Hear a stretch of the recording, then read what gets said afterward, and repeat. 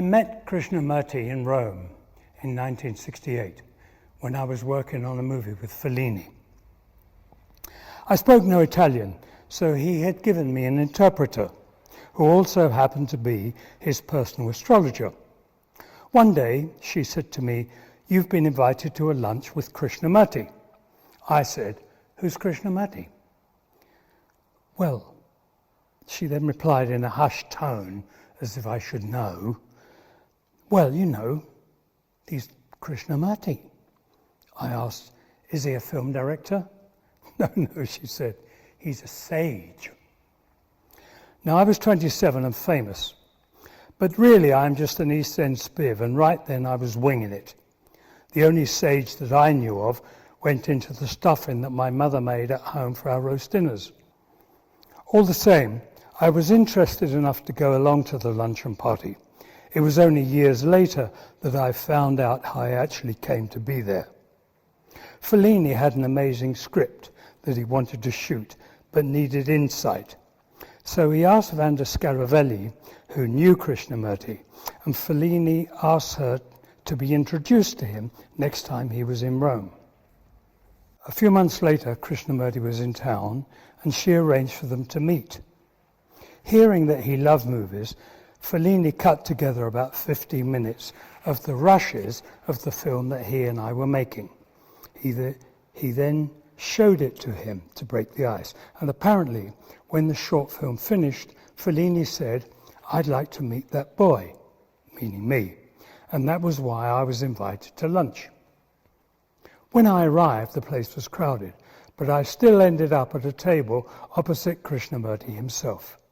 We didn't speak at all. But because I was staring at him, he continually lowered his eyes out of politeness.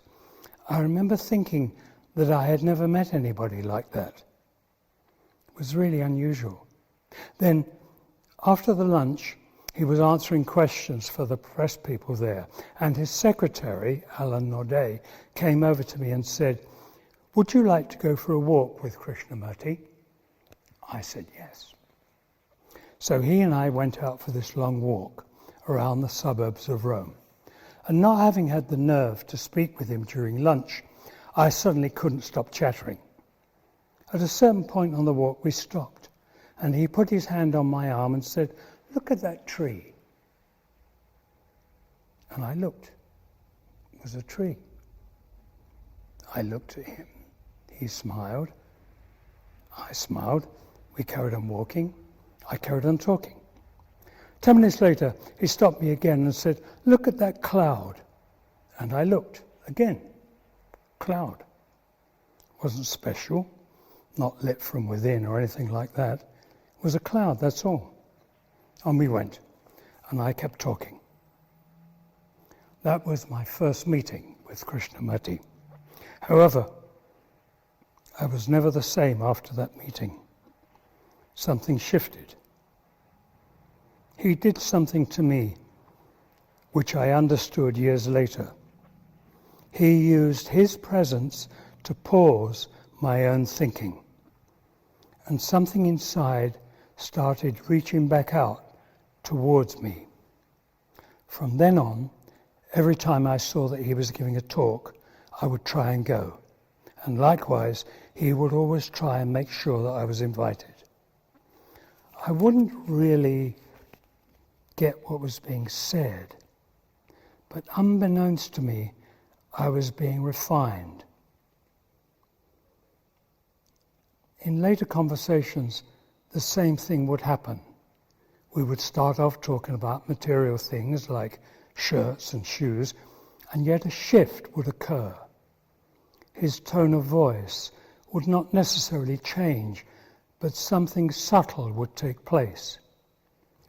I can only liken it to the Cole Porter lyric, "How strange the change from major to minor."